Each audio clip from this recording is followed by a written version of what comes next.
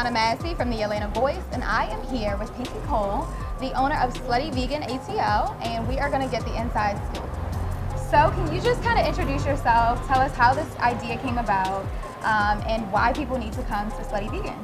Well, my name is Pinky Cole. I'm the CEO and founder and the janitor and all of the above for Slutty Vegan. I started this concept last year, 2018 in August. I was sitting in the house one day and I wanted some vegan junk food. And literally what I thought was going to be a ghost restaurant where people would only order through delivery apps, Right. really turned into one of the most popular brands in the company, in the country. So, you know, it's an interesting thing because so many people support and love this brand. And I'm proud of what it's done for the community. I'm proud that we're helping people to reimagine food in a way that we've never seen it done before. You've never seen a business like this. So to say that I am the guide steering that ship makes me feel really good. So, you know, I'm just happy to be here. Right. So can you talk about a little bit how it exceeded your expectations and what you know, since it went so far over what you expected, what are your goals for the future?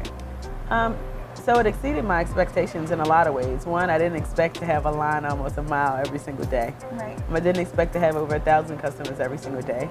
I didn't expect to have repeat customers every day. But what I knew for sure is that as long as you're in alignment, anything that you want will happen and come into fruition. And I think that's what Slutty Vegan does.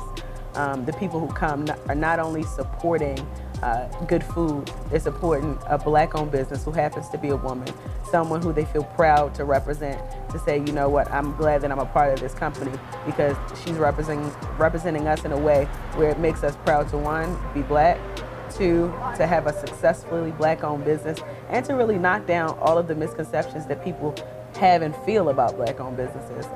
So it exceeded my expectations in the most major way. And what do I see for Slutty Vegan in the future? So many things. I can't predict because had I predicted this, I wouldn't believe myself, you know? Right. But I'm sure your goals are different now. Now that you've accomplished this, it's like, let's go bigger. Yeah, so there's a lot of things that are actually happening. So they're coming into fruition, the things that I think about. For instance, we're gonna have a reality show about my life and entrepreneurship. Okay. And then I'm rolling out 7 stores by 2020, which is a very big deal for a business so new. Tell us about those cities. So we're still playing with the cities, but for sure is LA and New York City. Okay. LA, New York, Miami. We're gonna put one in Savannah. And then I have 2 more locations rolling out this year in Georgia, which is very historic to the communities in which they're in. And we're just excited about that, you know? I was hoping you were going to say Baltimore. She's from Baltimore, I'm from Baltimore, so why not Baltimore, why not DC? Because my family lives in Baltimore and they can't come and get free food every day. No, we would love it. We need vegan food too. Yeah, you know, Baltimore is one of those places that's near and dear to me. I want to make sure that it's right when I do it. So it's definitely going to be on a list. Yeah. Maybe not in the first round, but eventually Baltimore will have a staple like that. Because, you know, coming from Baltimore, the only thing that we really can eat is chicken box and cheesesteaks, right?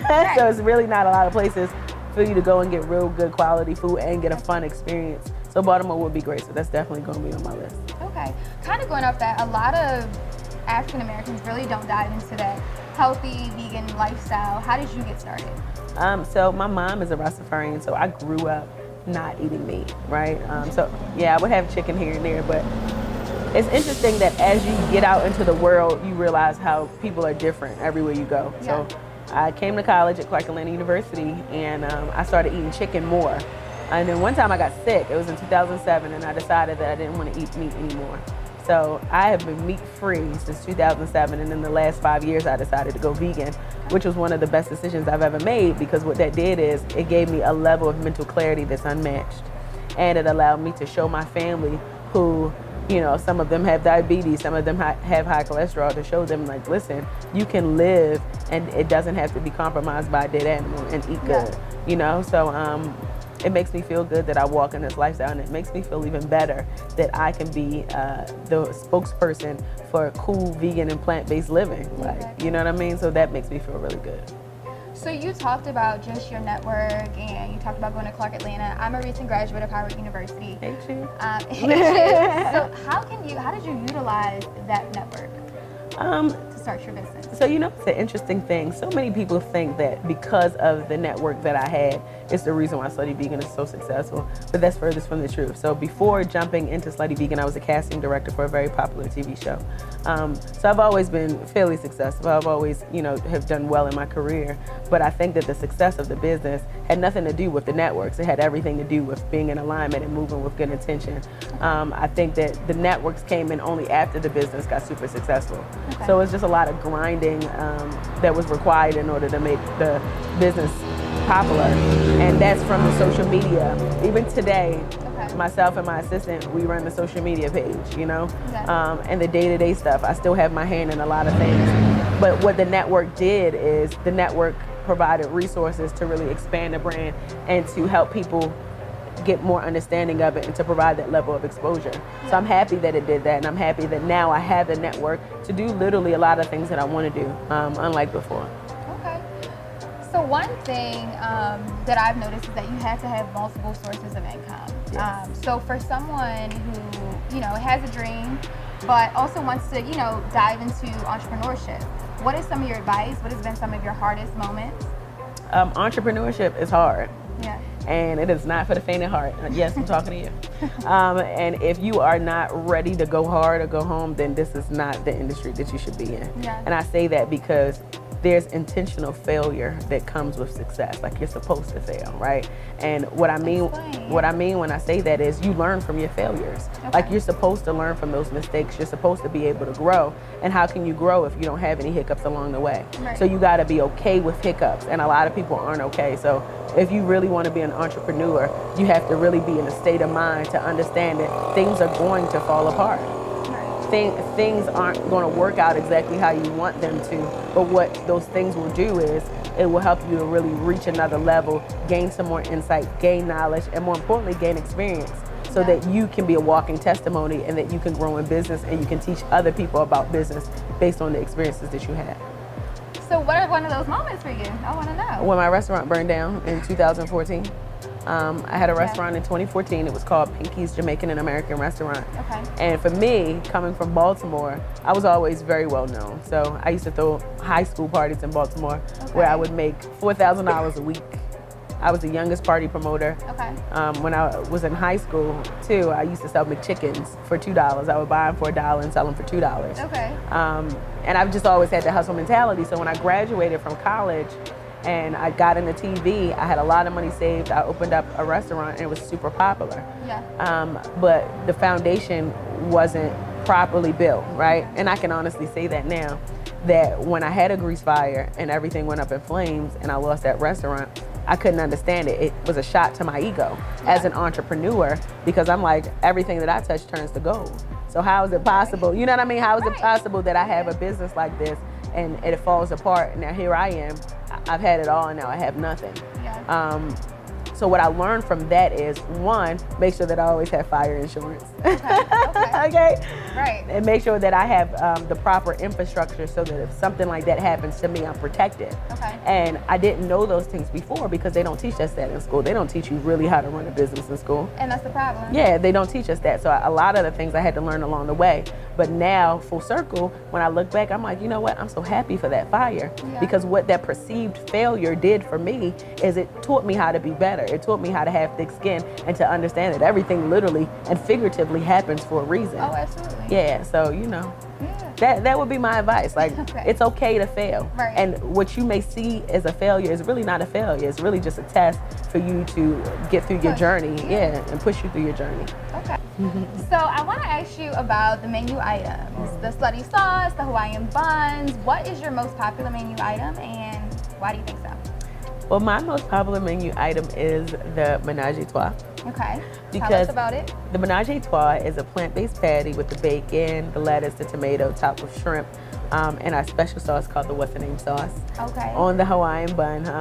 I like to say that that's our most popular one because it's the most expensive and it has a lot on it, right?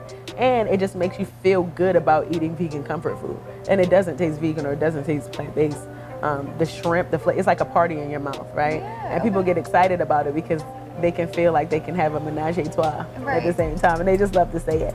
But we have a lot of different menu options. We have a seafood salad sandwich called the Quickie. Okay. We have the one night stand, which is the most popular, like as far as like it's a fan favorite. Yeah. And that has the vegan bacon on it. We have a shrimp sandwich. We have a bratwurst. It's called the Big Dog. It's really good. But anything that you buy at Slutty Vegan is going to be good. Yeah, I mean, we know. Yeah. So, and one thing about the menu items and the food and everything is that even though the food is great and people come for the food, they really come for the experience. Right. And the food is just the icing on the cake. Yeah. Right? So that we've built a certain culture at Slutty Vegan that people are okay with standing in line, because what happens in line is what will shape their idea about veganism and plant-based living. So that's talking about going on a vegan lifestyle for 30 days. That's networking and disconnecting from your phone so that, you know, you can communicate better, because what we do, we're always in our phone all the time, you know? Right. So with the menu items and the experience, it's just a win-win, and I think that that's a part of the reason why the business has grown as fast as it's grown. So, like you said, the business has grown super fast. Tell me about how your life has changed in the last year or so. Well, it's very interesting because life hasn't changed much for me. And I'll be honest, you know, a lot of people ask me that question because literally I'm running a multi-million-dollar business and it happened in 10 months, but I'm just still Pinky from East Baltimore, from around the way, you know? I'll leave out the house with a t-shirt and sweatpants and they're like, Pinky! And I'm like, listen, I'm not, like, I'm just me, and I think that, you know, I'll always be me, and this is who I am, and I think people love and respect me for that, because I know that the business has garnered a level of celebrity, and obviously as the owner of the business, I have too. But I'm so deep in that I really don't pay attention to what's going on. It makes me feel good when people ask me for pictures and people ask me for my autograph, but that is a part of the world that, like, I'm not used to, people wanting my autograph. But more so than anything, it just feels good to have people, like, proud of me, you know? But yeah, it just still feels like every day, get up, go to work, do what you do. And I think you get more calls, more texts, more emails. No, it's funny. I mean, we get emails all the time, but as far as personally, I thought that opening the business, I would get much more calls from, like, my distant cousin telling me, you know what I mean? Like, I don't really get that. Okay. But I know that my network is growing in a different way. The kind of people that I would only dream of being in front of are now my friends, you know? So that's different. They say your name is in rooms you haven't even entered yet. Absolutely. And, I mean, Slutty Vegan is all over the place. Yeah, you know, that makes me feel really good. Like, you know, to be able to have a solid brand like that. And I just pray that the brand continues to grow in a way that people love it, which is why humility is so important, because what that'll do is it'll keep that positive energy on the business, and people will continue to love it, support it, promote it. And that's what we really want. Okay. We want to thank you for, you know, letting us come out and interview you. And, you know, I'm just so proud of you. One, being from Baltimore, and just being black and a woman, HBCUs, we are so proud of you. Thank you. I appreciate that. No problem.